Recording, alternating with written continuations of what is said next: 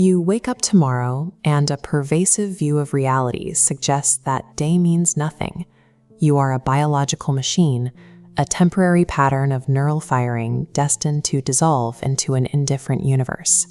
If consciousness is strictly a mechanical byproduct of the brain, then human significance has no foundation. The meaning we feel is reduced to a biological drive pushing a survival-oriented system forward. The Unfinishable Map rejects this assumption. It posits that consciousness is not an accidental byproduct, but a fundamental feature of reality, the actual ground for all significance.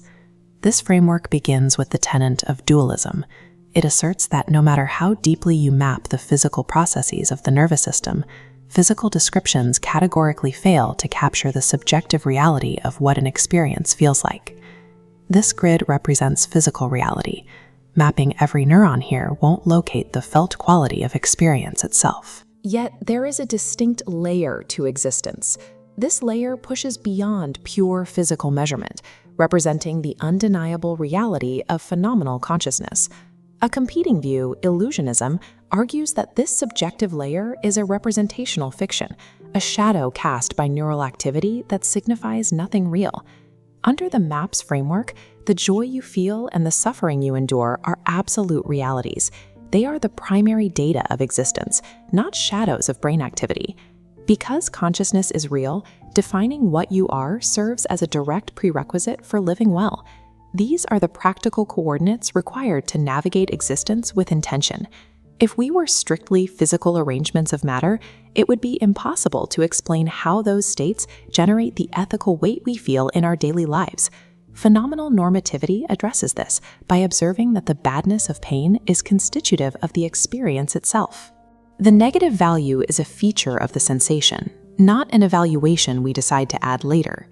In this view, value is not an external label or an evolutionary projection applied to neutral biological data. When badness is built directly into sensation, the distinction between what an experience is and how it ought to be treated vanishes. Pleasure functions similarly.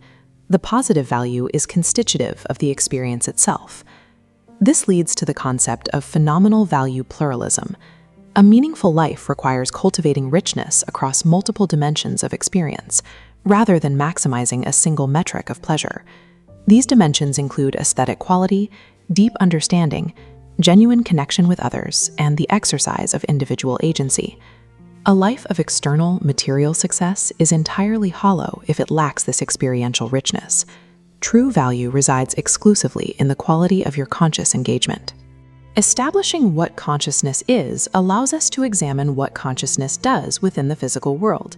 The tenet of bidirectional interaction holds that consciousness actively and causally influences physical outcomes. This means your choices are not epiphenomenal afterthoughts. You are not a spectator watching a script written by your brain. You are an active participant. This functions through agent causation. As a conscious being, you originate action rather than merely passing along an unbroken chain of prior physical causes. Consciousness generates new possibilities through imagination, constituting the space of alternatives. Each movement of attention opens further possibilities. When you make a definitive choice, the alternatives are genuinely rejected. Counterfactuals dissolve, leaving only the solidified vector. This tracks with the phenomenology of willing. The felt effort of holding your attention on a difficult option or vetoing an impulse reflects genuine causal engagement with the world. Prior causes influence you, but they do not strictly determine your path.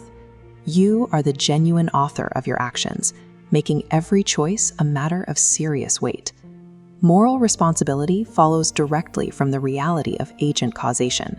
Because the agent originates the action, they deserve responses proportional to those deliberate choices. Your character is self-created over time. Each deliberate exercise of selection reinforces or modifies the dispositions that make you who you are. This dynamic defines the attentional economy, where the quality of your attention determines the scope of your freedom. Treating yourself as a helpless object determined by external forces is a form of self-deception. It is a denial of the freedom you actually possess. This means developing your attentional skill through rigorous practice actively expands your conscious causal power over physical reality. Contemplative practice serves as the primary observational tool to verify these mechanics through direct introspection.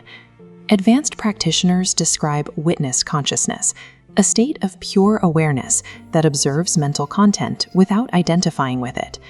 Expanding your attentional capacity functions as a direct expansion of your agency, granting you greater causal power over the physical world.